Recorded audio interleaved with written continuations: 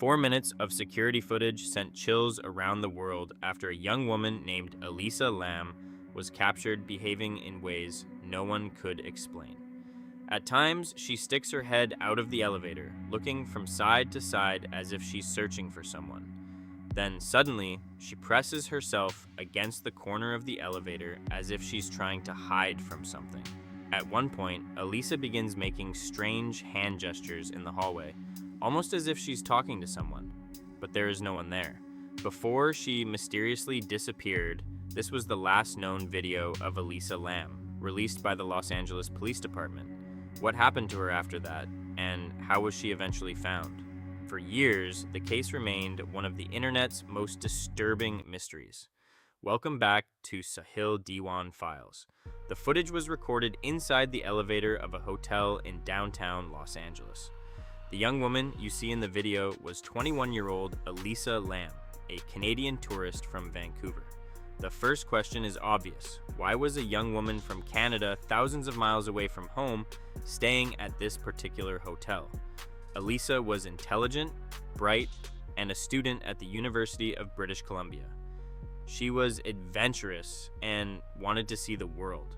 So, as part of her journey of self-discovery, she decided to travel alone along America's West Coast.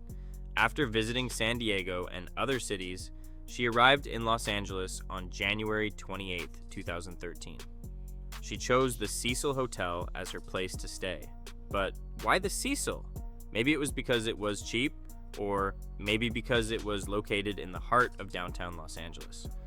Whatever the reason, Elisa initially stayed in a shared room on the 5th floor with several other young women. But only 2 days later, her roommates began complaining to hotel management.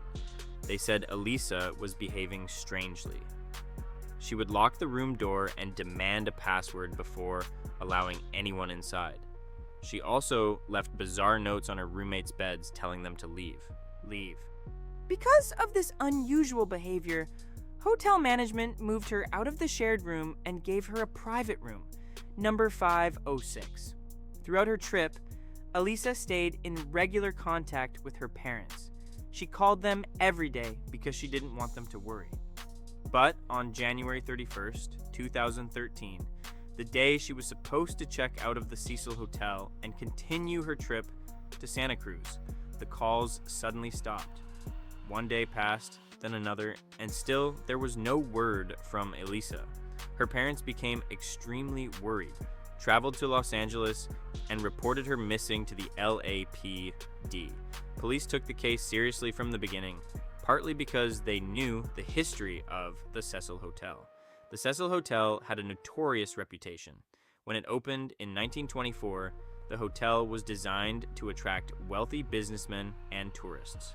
But after the Great Depression hit in the 1930s, everything changed. The hotel was located near Skid Row, an area that became associated with extreme poverty, homelessness, and crime. Over time, the Cecil transformed into a cheap, budget hotel.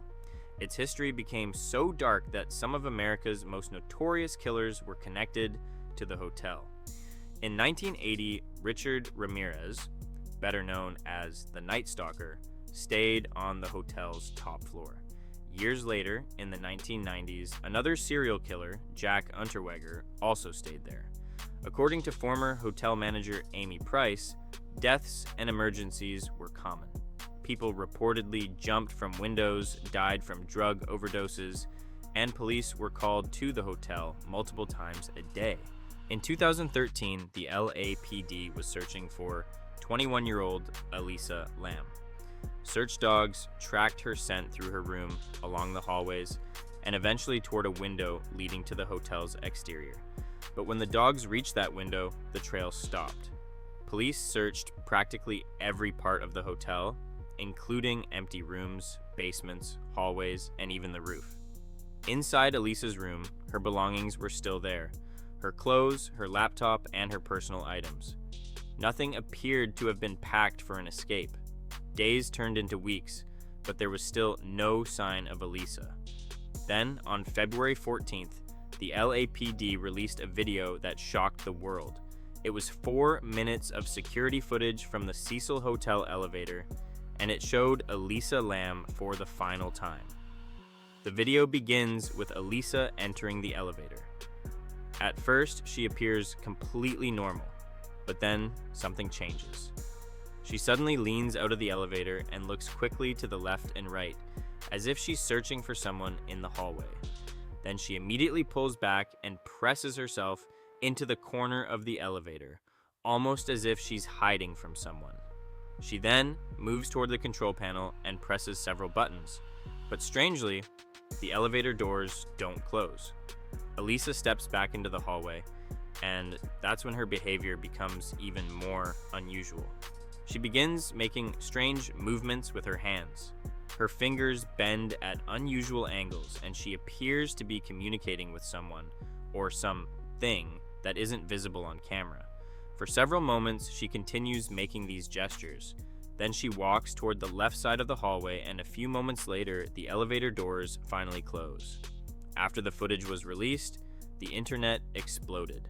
People began conducting their own investigations, analyzing every frame and creating theories about what had happened.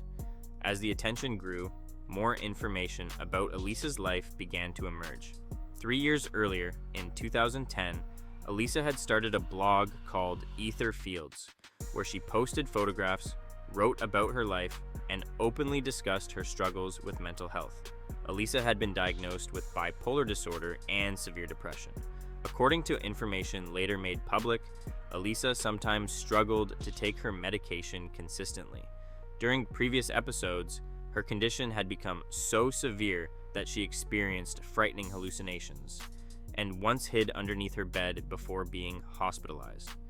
When this information became public, some people believed the strange behavior seen in the elevator was connected to her mental health. Others claimed she was communicating with invisible beings, but the question remained, where had Elisa Lam gone?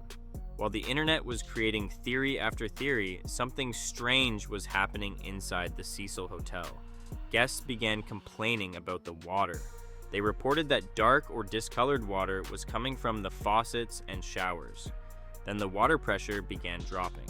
Eventually, guests complained that the water smelled terrible. The complaints continued for days. Then, on February 19th, hotel management sent a maintenance worker named Santiago Lopez to inspect the water tanks on the roof. There were 4 large water tanks supplying water throughout the hotel. When Santiago approached one of them, he noticed that the lid was open. He climbed up and looked inside, and what he saw shocked him. Floating in the dark water was the body of a young woman. It was Elisa Lam. Police and forensic investigators immediately arrived at the scene, but finding her body only created more questions. Elisa was found without any clothing. Her clothes, the same red hoodie and shorts she had been wearing in the elevator footage, were found inside the tank along with other personal belongings. How had Elisa reached the roof? Why had she removed her clothes? And how had she gotten into the water tank? The doors leading to the roof were reportedly alarmed, leading some people to suspect that a hotel employee might have been involved. Then, the supernatural theories became even more popular. People noticed similarities between Elisa's death and the 2005 horror movie Dark Water. In that movie, dirty water begins leaking from a building, and eventually, a body is discovered inside a rooftop water tank. The movie also contains an elevator scene that viewers believed resembled Elisa's footage. To many people, these similarities seemed too strange to be a coincidence. Some began suggesting that the Cecil Hotel was haunted, while others believed Elisa's death was connected to black magic or something supernatural. But the truth was far more tragic and far less mysterious. Weeks later, the Los Angeles County Coroner's Office released the autopsy and toxicology findings. The results changed everything. There were no obvious signs of physical assault, no major injuries, no broken bones, and no evidence of sexual assault. There was also no evidence that Elisa had consumed alcohol or illegal drugs. The toxicology report did, however, reveal traces of prescription medication. Investigators also learned that Elisa had not been taking some of the medications prescribed to control her bipolar disorder. This became a crucial part of the investigation. A severe manic episode can sometimes involve psychosis. During psychosis, a person can experience hallucinations, intense paranoia, confusion, and a distorted perception of reality. To the person experiencing it, those hallucinations can feel completely real. Mental health experts who examined the elevator footage believed Elisa's strange movements could be consistent with someone experiencing a severe psychological episode. She may have believed she was hiding from people or threats that did not actually exist. In other words, what looked supernatural to viewers may have been the result of a terrifying mental health crisis. But one major question still remained. How did Elisa get onto the roof if she didn't have access to it? The answer came from a tourist who stayed at the Cecil Hotel after Elisa's body was discovered. She recorded a video showing that, in addition to the hotel's interior alarm doors, there was an exterior fire escape connected to a window on an upper floor. Someone who climbed through that window could potentially access the exterior fire escape and reach the roof without triggering the interior alarms. And remember what happened with the police dogs? They had tracked Elisa's scent directly to that same window. Suddenly, the pieces began to fit together. Elisa may have been experiencing a severe manic or psychotic episode that night. She may have been frightened by things she believed were real.